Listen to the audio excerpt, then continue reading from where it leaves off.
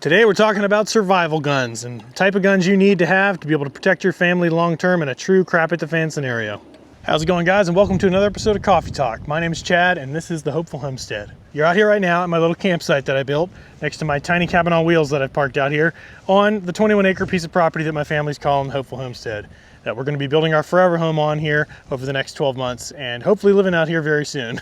And in this series of videos, I like to sit out here either by my campsite or in the cabin here with a cup of coffee in hand, and I like to think that I'm talking to all the husbands and dads out there about all the difficult things that we have to deal with in life.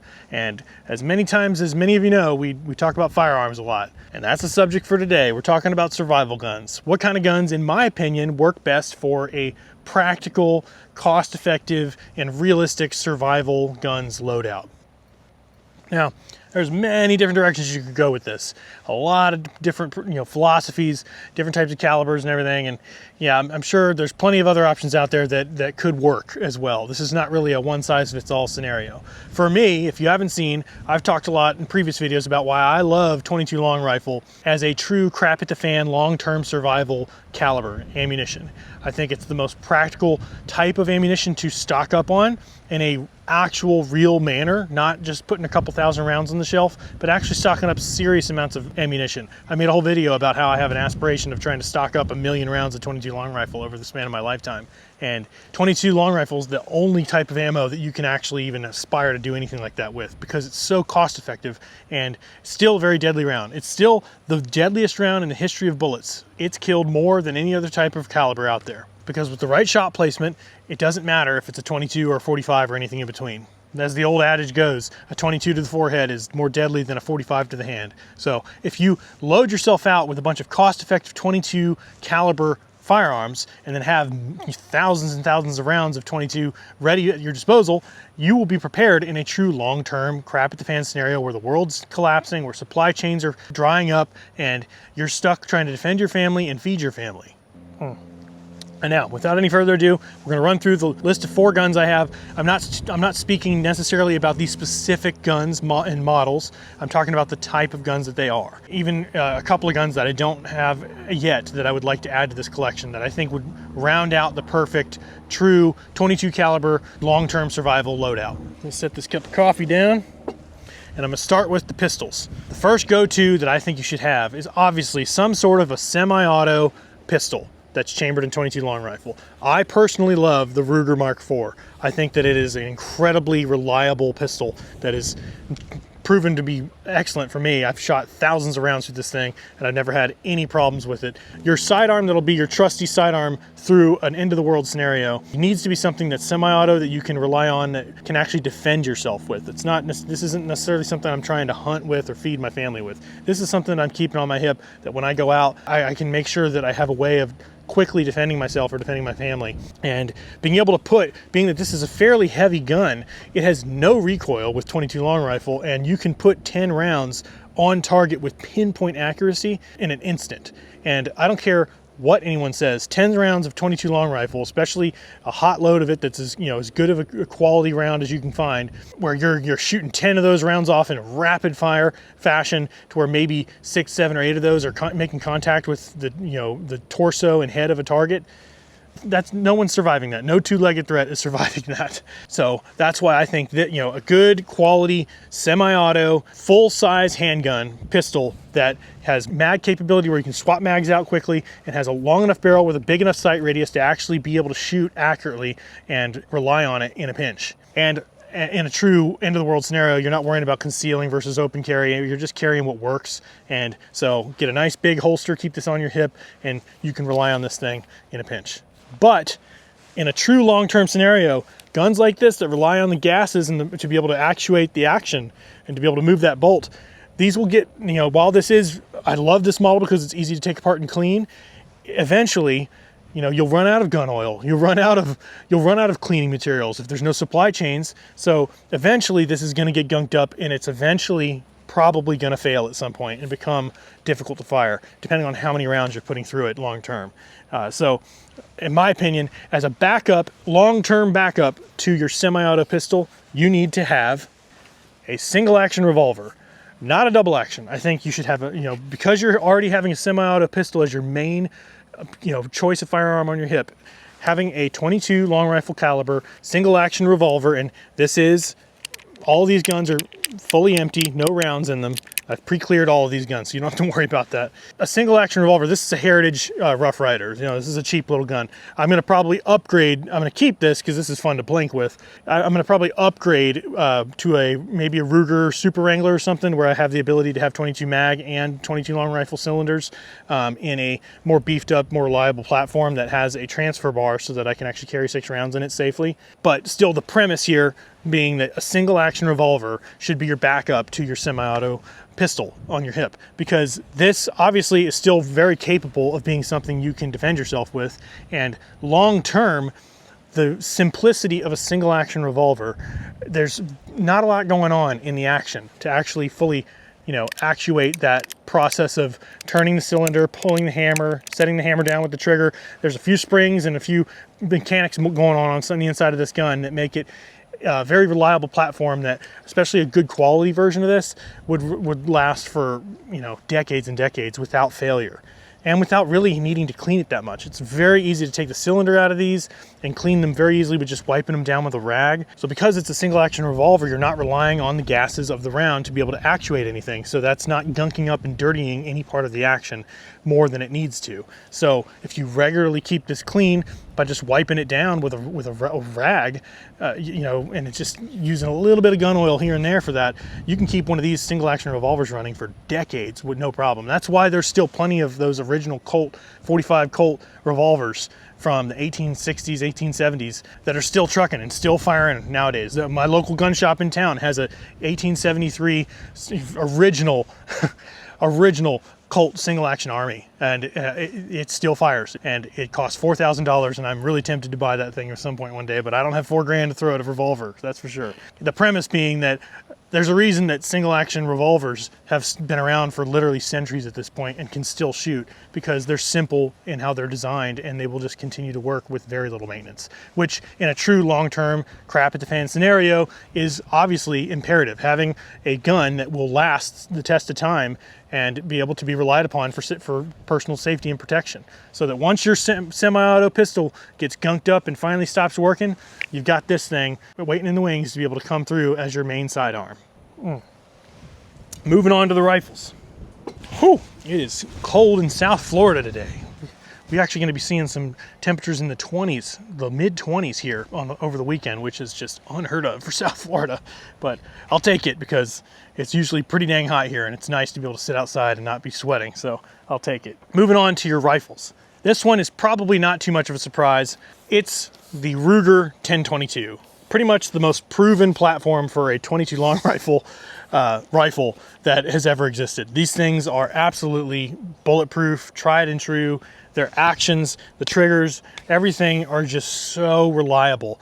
I've heard stories of people who've lost one of these in the woods. They were out and then discovering it years later after it had been gunked up and rained on for literally years, and immediately putting rounds through it and firing no problem. So not a lot of guns can say that. So this is something that, obviously is something you can rely on as your semi-auto 22 caliber rifle in a true crap at the fan scenario for protection for your family.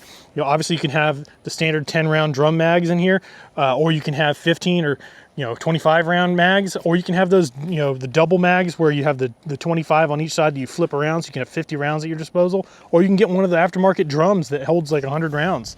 So you've got a lot of flexibility, and you can load up on a bunch of those and have them preloaded so that you, much in the same mentality that people do with ARs, you can have a lot of mags loaded and ready to go for your semi-auto rifle for family defense. And I personally like ones that are wood and steel and wood and metal. I haven't put a sling on this yet. I just picked this up as a new rifle that I'm going to be having out here on the property, and it's got sling swivels here that I can put a sling on. I'm going to sling something up on this, and a nice wood stock with a rubber butt plate here. That's obviously, you don't have very much any recoil with this, but it just makes it more comfortable to shoulder and be able to spend hours at the range shooting with. with. It is drilled and tapped for scope. You know, you could choose to put a scope on this. I might do that at some point, but I also like the idea of my regular everyday rifle for protection being just iron sights that I can rely on being accurate, that I don't have to worry about being knocked out of alignment very easily. And, you know, the zero is not going to get thrown off for some reason like it could with a scope. Certainly a red dot or something, you have to rely on batteries, and you know, I don't want to mess with any of that for long-term survival. I want good old-fashioned iron sights that I can rely on. So I might keep this one just with the iron sights and maybe pick up another one of these at some point. Or honestly, one of the other guns I was going to talk about that I don't have yet is I would love to have a bolt action 22 long rifle that's got, you know, a 22, 24-inch barrel, something that's very accurate with a good sight radius, and also put a scope on that thing. So that would be the gun that I could hunt with and provide for my family with in a long-term crap at the fan scenario. Obviously you can hunt with this as well.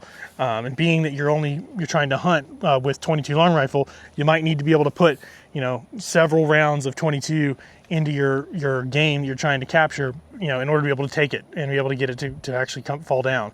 So that's where this could come in handy, where a bolt action might not. But the advantage of a bolt action is that, you know, that thing's going to stick around for the test of time, because it's very easy to keep a bolt action clean and disassemble it and keep it running. And it's much like the single action revolver in that you don't have to worry about it getting gunked up, because you're not relying on the pressure and the gases of the round to actuate the action.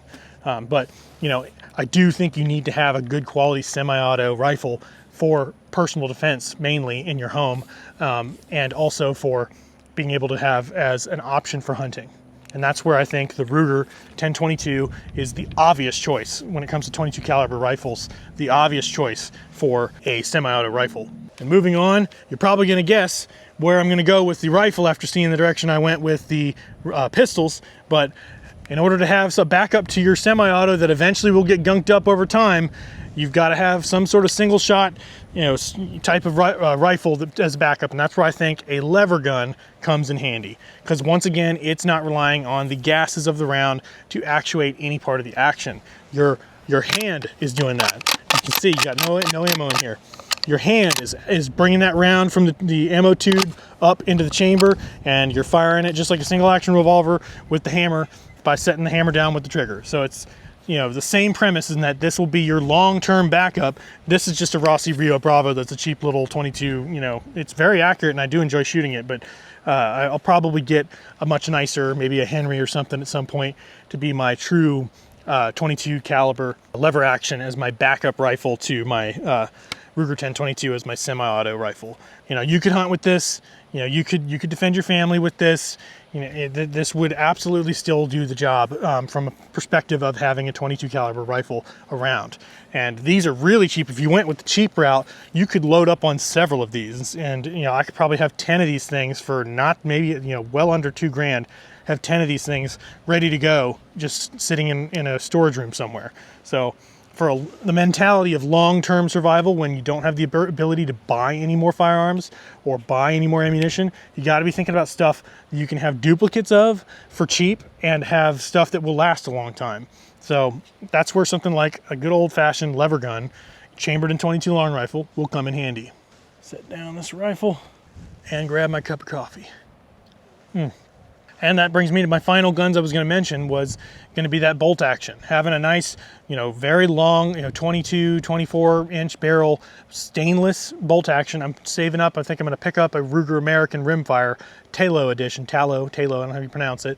That's the, you know, wood stock with the all stainless barrel and bolt and everything, and it's just a beautiful gun with a mirror finish. And that actually shares the same mags as the Ruger 1022, which is very nice from a survivalist mindset, being able to have parts that are interchangeable with one another. So that's all obviously very nice as well. And then as a bonus, if you want to throw it in, a lot of people are going to say you should have a shotgun as part of your true long-term survival loadout. And I agree. I have a double barrel 12 gauge shotgun that, you know, is very capable, you know, but and will last, you know, years and years and years. But, You know, I don't think you're loading up on thousands and thousands and thousands of rounds of 12 gauge shells. That just takes up way too much space. I do think you should have it. There are other categories of guns that you should have that should accompany your long-term kit.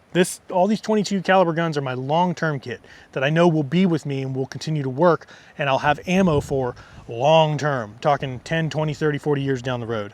If for some reason there was a scenario where nothing was ever produced again and everything really fell apart, I can truly know I'm never going to be without that because of this kit. And like I said, I'm going to be improving this kit over time and replacing some of these with higher quality versions, and then maybe duplicating a lot of these cheaper quality, versions of these things so that I can have redundancy and quality for the longevity of this kit being something I can defend myself and my family with and put food on the table with as well. But yes, having a couple of 12 gauge, 20 gauge shotguns with some ammunition, with some shells stocked up for that, having, I'm going to have, my goal is to have, somewhere around 10,000 or so rounds of 45 Colt stocked up on a shelf for all of my, 45 Colt lever guns and revolvers, having some 38 special stocked up. I'll have a few thousand rounds of all of those kind of things stocked up for the guns I still will prefer to grab first in a defensive scenario or for hunting. But I know those ammunitions will run out. And because it's not realistic to be able to stock up on a true lifetime supply of that ammo, unless you're just absolutely loaded with money and you have the space and the money to spend on that. Great, more power to you. But I'm going to choose to just have small, reasonable amounts of all of those stocked up, and then really pour in as an investment mentality into stocking up on 22 long rifle and stocking up on 22 caliber pistols and rifles, so that I'm prepared to defend my homestead and my family in a long-term, difficult survival scenario. But all right, I think that's going to do it for today's video. Thanks for watching all the way through. If you did, I appreciate it. Again, my name is Chad. This is the Hopeful Homestead. And if you feel like sticking around, I've got a video right here showcasing all the farm guns that I actually use. If you haven't seen that video yet, I've got a whole video breaking down all the farm guns I take with me when I'm doing work out here on the property. So go check that out, and I'll see you over in that video. Thanks for watching, guys.